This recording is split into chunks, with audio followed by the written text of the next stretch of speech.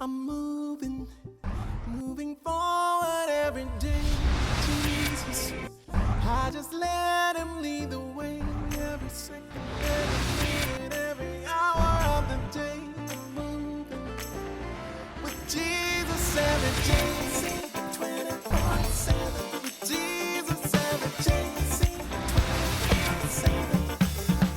I'm moving with Jesus. I'm moving with Jesus every day. Amazing grace, how sweet the sound that saved a wretch like me. How many of you have sung this song and really meant what you said or what you sang? A wretch like me. Well, in studio today is somebody who was once a wretch. But the grace of God has transformed this wretch into somebody who is now righteous. Amen. I want to welcome into studio Ishmael Mohammed. Thank you Thank for you, joining us on set here today. And you have a thrilling story, and I can encapsulate that story in just a few words. Sure. I shouldn't be alive. I shouldn't be alive. Well, you had a very colorful past, and maybe we could go right back to, the time that you grew up. You've had one or two siblings. Could you tell us a story about your life back then? Okay. Well, basically, I grew up in a Muslim Hindu family. Okay. I had a good knowledge of my father's religion, which was Islam. Islam, okay. Yeah. And I must say, those persons were very kind and caring. Right. It's different than what we are learning today. Right, right. And my mother was Hindu, Right. more humble and. And you have an interesting name, Ishmael. Yes, Yeah. well, he gave me that name Okay. because we know, they say it's the first. Firstborn. Yeah. All right. You know how it is going. Right. God hears. God Yeah, hears. God hears. That's right. I had one sister at that time. But my life and my family life is something that was surreal. It's totally not what you would expect family to be. Right. Granted that every family has issues. Right. My father was an alcoholic. He was a hard worker, but he was an alcoholic. He was extremely abusive, both to my mother and myself, not so much to my little sister. But to you. And Let's talk about the abuse a little bit. You said abusive. In what way has he? physical abuse. Physical abuse, okay. yeah. Physical abuse. To the point where I remember my mom being this beautiful, gorgeous woman. She would live in fear. She could never have a peace of mind. And at times I remember her running in the public naked. Wow. Outside the house I'm talking You mean about. running away from him? Yeah.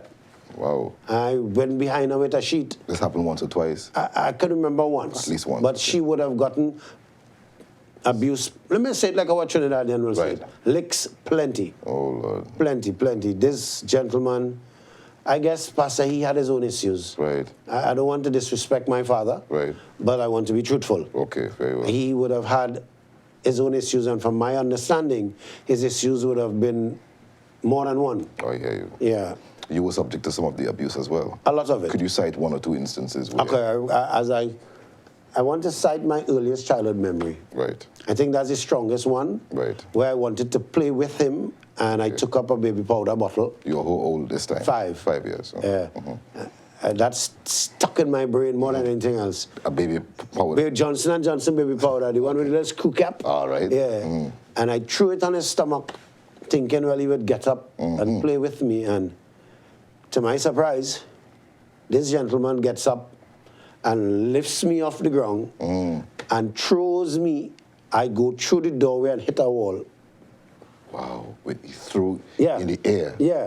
Fling like a pelt. You got to be kidding me. My father was about 6'7", 250 pounds of solid muscles, man. Ooh, and you were 5. 5 years old. Yeah. Wow. Yeah. He literally threw me and I hit the wall. That's not a expand, that's just literally what happened. Anything happened to you? I can't remember. I know I cried. Right. But in terms of broken bones and things, I don't think so. I can't remember. Did he respond to you? Did he say anything to you after? No, he just went his way. So what was it cause for him doing that? I don't know. You disturbed it from his rest? I guess. Wow. I guess. And that was it. Throughout baby Paul Butler on him thinking he would get up and play. And I went like a missile. And this is how he played. Wow. That to me, that's the earliest one, but after that, there were times where I would be beaten for no reason. Okay. And I want to say not what children call abuse now. You said beaten for no reason. What that means? Okay, so like, he comes home with his issues. Oh, okay. They have their problems. Right. And it will be taken out on us. Right. That's like what I'm saying. Just like that. Because I was not a child that was giving trouble. I was not a child that was not doing schoolwork. I was bright. Right. Extremely bright. All the teachers in my primary school were singing my praises. Oh, boy. He can be any, this boy can be anything. Okay. But I was getting messed up at home. Wow. What school do you attend, by the way? It's a Muslim school on El Sikor Road. Oh, okay. El Sikor Islamia TIA. Okay. El Sikor Islamia TIA. Oh, okay. And from there you went to where? St. George's College. St. George's College? Yes. That's a very good school. Top of the line school. I've been there myself. Yeah, St. George's College. I think in the time that we would have been there was the time where St. George's, after that era, it started to get less famous. I hear you. Yeah. I hear you. I guess I had a part to play with that. Coming back to the abuse a little bit, it was any time when your father would have beaten you for a just cause, but it was done unjustly? I guess yes. Okay. Because every bullet boy will give trouble. That's right. Yeah, so I don't want to paint the wrong picture. To remember it, I can't. You can't, okay. Because the other issues were so predominant. Let me give you an example. My cousin and I, who's younger than me, we were playing marble pitch.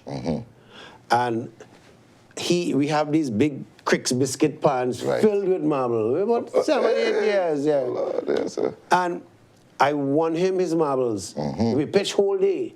It's a biscuit pan, you know. Right. So we pitched whole day. And he ran home ahead of me. So we pitched in by the neighbor yard. He loses. He runs to my home, tells my father that I thief his marbles. I go in home with the marbles now, can't even tote it. A bigger man had to help me tote it because two. And as I enter the yard, it's licks. Oh, Lord. Not a question. Licks. With a big, broad leather belt. Wait. Why you thief the boy marble? I'm in shock. You didn't steal the guy's man? I won the man the marbles.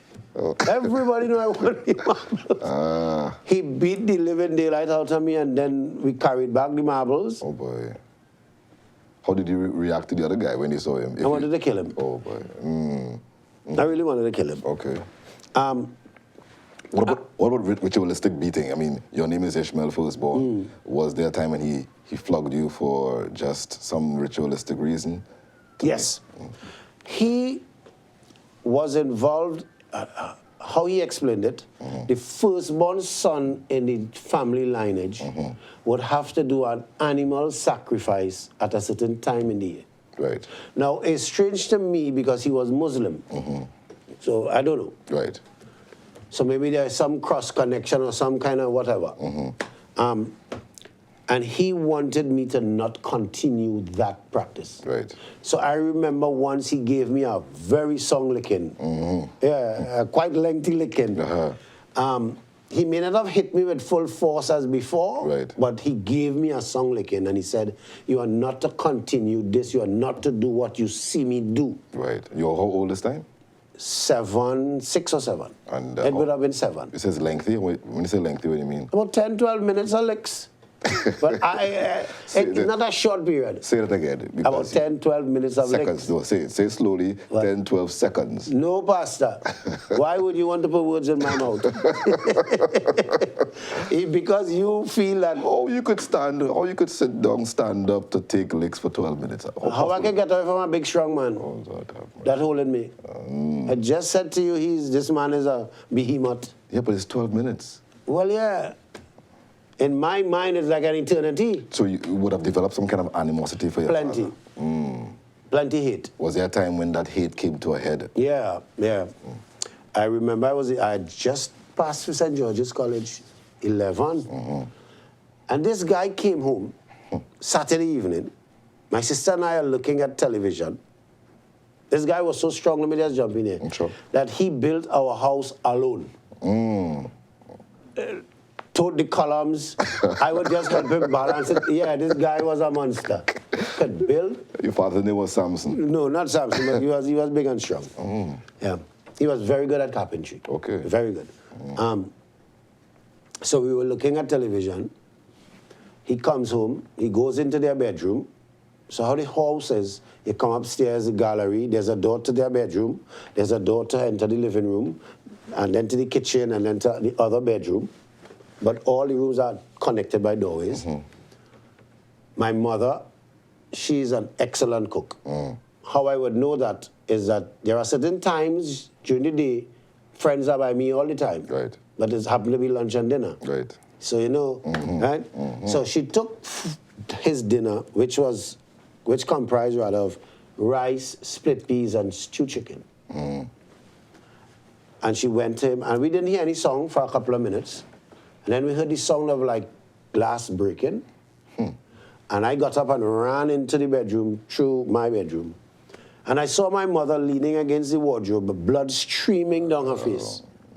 On the ground, you and I are around the same time frame. You know, long time we had these Pyrex plates that your mother wouldn't want you to touch at all. For special occasions. Yes, man, that. The clear glass one, that. You know, that is solid. That.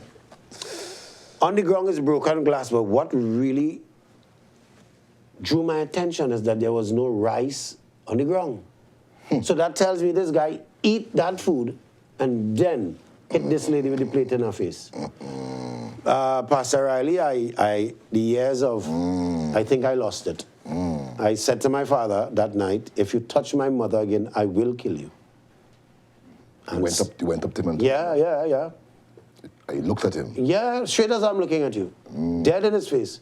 If you touch my mother again, I will kill you. I meant that. What did he say? What did he Not a word. He just looked at me. He looked at me, and when I realized he didn't respond, I held my mother's arm and I took her out the bedroom. And we cleaned up her face, and she slept in my bed with my sister, and I slept in the hall.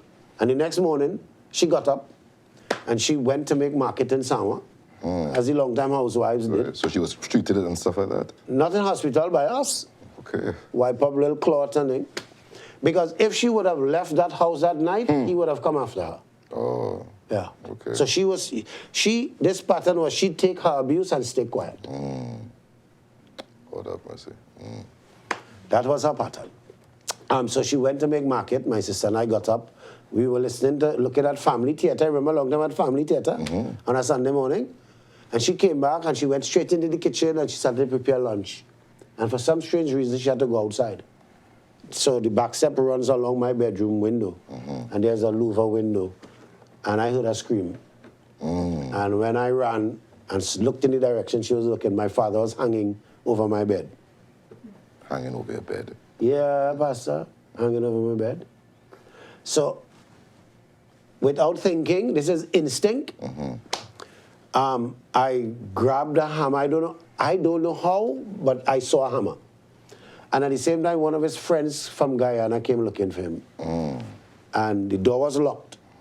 So we started to beat the door, and the guy helped me burst a hole, and he raised me up, these little plywood panel doors, and I crawled through. And I didn't even think about opening the door for them. Right. I climbed onto the bed and loosed the rope, and he fell onto the ground. When I said over my bed, it's not over the bed, but right at the side of the bed. Right? And he fell on the ground, but his eyes were still open. And I jumped down and I raised up his head. And at that moment, I wasn't studying anger, I was studying Daddy. And I said, Daddy, Daddy, and his eyes closed. So you said he had a rope around his neck? The rope had sunk into his neck. Excuse me. The rope, orange nylon rope. That sunk. I remember with his size, that weight, it would go deep. It's but his eyes closed in my hands. Yeah. I was hanging to what? What was hooked? Probably he was just hanging. Yeah. Wow. As somebody that hung himself. And so I opened the door and then they raised the alarm. But I think that moment was like the straw that broke the camel back in my life. I went crazy. Yeah, I went crazy. I think all sense of going in a good direction just went out the door. Despite the fact that he abused you. Yeah, I still had good intentions in my head. Right. In spite of what I was going through, mess up, but I still wanted to be something. Right. But that triggered something in me. I don't know if it brought up the anger, the rage. Right. And then what followed next just kind of cemented. But not to exacerbate what you just said, the wound that you talked about, you were saying a few hours before that if you touch my mother, I will kill you. And I meant it. Right. Now he is gone. And I'm bawling daddy. Wow. Wow. That's just family connection. That's right. Of course. Yeah. And so that you know. Followed. They said what followed. Yes.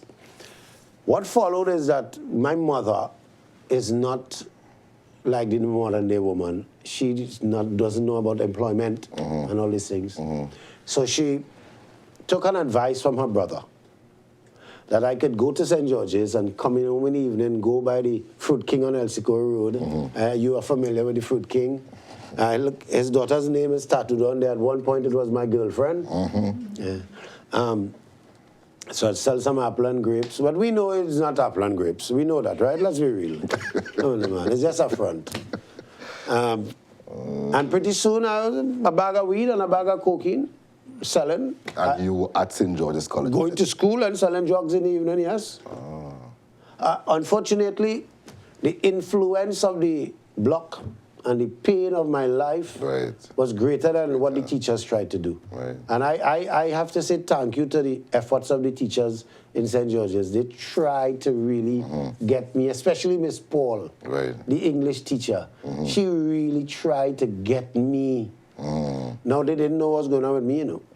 No, they did not know in school, you know. I was just a rebellious child. But they knew that you were bright. Bright. Bright and rebellious. Yeah, bright. Angry. What were you angry at? I don't know. At that time, I didn't know. I guess it had to be what happened home. Is it? Well, I can't say God because there was no God factor at the time.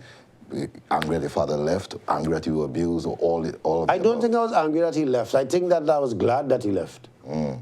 Because my mother wouldn't be hurt anymore. But I was angry because of what was done before. To me. And especially the fact that I still sit now and try to think and figure out, what did I do? I ask myself that, even as an adult. What did I do? Did you ever want to get back at your father? Not really, but I determined that I would hurt people. Because nobody's going to hurt me anymore. And again, I'm just trying to be real. Did you think justice was done by the fact that your father's gone in the way he did it? I never thought about that. Never thought about that? I never thought about that. So it's not something I don't want to answer because I didn't. That's okay. I have had persons who, you know. I can understand that. Right. Let's talk about the drug life because you said you were selling apples and grapes. Yes, apples and grapes, man. How long were you involved in this? In the sale of it, and perhaps I'm sure you were also in the use of it. All right. So I started selling drugs at the age of 11. How this works is that I'm there on El Socorro with Naim Naya and Teddy Mice and these fellas. But my relatives on my mother's side, they are into the thing big time too over the highway in El Socorro. So it's like I am coming from a family history of being involved in this thing because I'm related to some past and present drug lords. I wish not to call their names. So from 11, I went on to 40, 29 years. Wow. 29 years. Wow. You were taking drugs for 29 years? No, but I was selling drugs for 29 years. How long were you taking drugs? 24. That's not a big difference, not a big jump lower down. But has it affected you mentally? Because I know folk who would have been on drugs would have had some kind of I started damage. smoking cocaine at the age of 16. because it was the in thing. It was the ranking thing. Right. Everybody who's somebody doing it. Right. It makes you feel like you're somebody. How much did you already consume? Okay. At that time, it was snorting. Right. So maybe we would take a 2 ounce or 3 ounce of powder, and that would be high-grade powder. And we would go different places, and we would make the lines and snort it up. Then we started to make the black cigarettes for Naeem. He liked to smoke that. And I get hooked on that, Right. on the black cigarettes. How much per day? Okay, average $600 and up. That's amongst to how much in ounces? Well, $600 would be like about 3/4 ounce, right? Over the years, the value would be different Right, of because course. it vary. Of course, of course. So now $600 would be a 3/4. I would be like 3/4 ounce because an ounce of coke now, bake on the street is about $1,000. And you're not getting, with that you would not get the full weight, you would get less. Okay. Right? When you took it, did it affect how you thought about life? I just wanted more. I just wanted more. Sorry, I just wanted more. And I am telling you why I think that happened to me is because it temporarily covered a pain in me. Right. Okay. Even though it was destroying me, Sure. that inner hurt, Right. it just thing. And then, because I saw myself becoming addicted, you know, I was fully conscious that I'm going down the wrong road. But I kept at it. And having the access that I had to it is on a different level. Was there any time when you took it that you kind of lost consciousness? No. Of food? The first time I smoked marijuana, I blacked out. Right. But not the cocaine. So you took just enough to remain on a certain level, but without losing consciousness. I can't say that. I can say that I smoke until I couldn't smoke no more in the day and in the night and sleep away. Or it run out. You know? I have so much and it done, and I go and Is sleep. it fair to say, Ishmael, that at some point the Lord has been holding you, protecting you, because you are taking as much as the average, I suppose, will take, but you're not getting as affected as they might? Well, I'll change that statement, Fair Pass. I was taking more than the average would take. And yes, I think the only reason why I am not dead is because God, Jesus, has a divine plan for me. I don't want the song to church, Right. but that's just the truth. Okay. Because I have seen people get sick and get damaged stroke Right, of course. for less. I mean, that sounds bad. It sounds bad to say that I'm doing so much wrong and God keep me, but God knows best. Yeah, of course. I leave that up to Him. I remember a time, Pastor Riley, we had this beautiful woman. My goodness, this woman was gorgeous. And we put her in a dog kennel. And she was on her hands and knees naked. And she was barking like a dog for a smoke. And then somebody took an instrument and inserted it. Wow. With her permission, of course. What you saying, brother? What I mean, what I What say? you really saying? They inserted something in her private while she's barking like a dog. How old is this woman? She would be an adult. She would have been in late 20s, early 30s. I remember a time a guy named Simon sold his father's house and land for $50. Oh, jeez. Oh, jeez. And then when his parents came back to Trinidad, he ended up dead under Rangwes with a bridge with a crowbar up his anus. These are live stories that I'm telling you. So how come nothing happened to you, my brother? Jesus. Sorry, sir, Jesus. It has to be. Because you're smoking more than. More than. I'm involved deeper than the average. Right. From all the known bandits, the Derek King, the Alwyn King, the Ian King, the Froggy, the Bike Man, you name it. The Tooks, the Bulls, you name it. I was around these people. And still God kept me. Were you ever in trouble with the law? Yes, plenty. Plenty. I got my first encounter with the law at the age of 19. I was charged for robbery of a motor vehicle, larceny of a gold chain, larceny of a tape deck, $800. Well, actually, they charged me also along with that. There's a set of different charges with one charge for wounding with intent to do grievous bodily harm because I took a cutlass and put some wounds on the guy. So, yeah, it was... Ishmael, I mean, you have so much to say here, and I really want to bring it home. How, we just have about 3 to 4 minutes. Yeah, sure. Give us your journey back home. How did it start, and how did you end up here? Okay. Drugs took me to the street. Right. Flat down, caused my mother her life. But through it all, I had come to understand about Jesus. And that process was bringing me, or brought me, all that journey. Right. God was revealing himself to me all through it. Right. Not only keeping me safe, but revealing himself to me in little ways. And he was changing me on the inside. So, as I shared with you earlier, I realized that after a while, the thing that because I mentioned to you that I was angry with God too. Right. The thing that I was angry with, or this being, I started to want more. And more. Right. And more. Till it became more overwhelming than the desire for the drugs.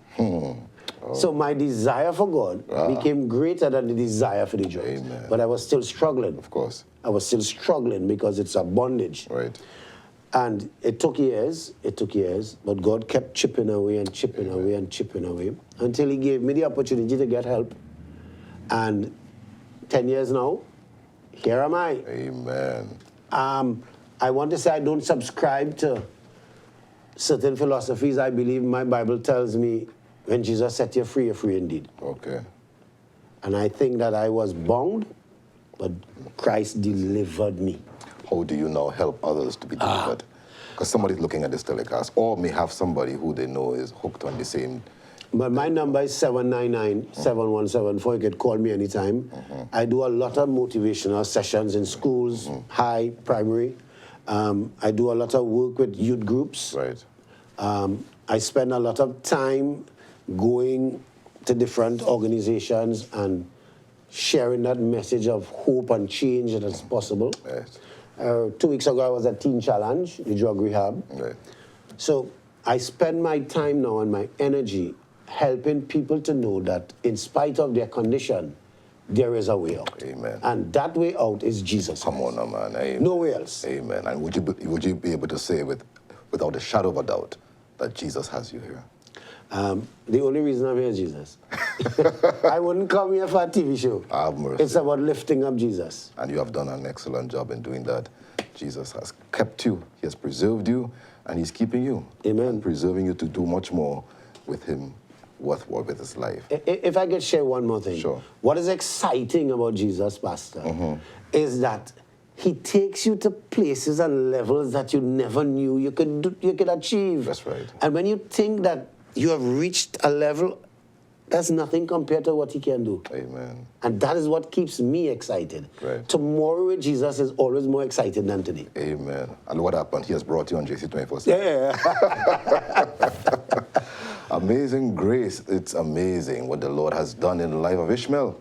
But the Lord is not slack concerning his promise, neither is he stingy with his grace. So what he has done for Ishmael, guess what? Yes, he can do it for you. Amen. He can do it for your friend, your neighbor, your relative, whoever it is. Just trust him and thrust your life onto him and watch him work. Watch him put down a work on you as he has done in the life of Ishmael. If you don't have to take my word for it, just try him 24/7. 24/7. See you next time.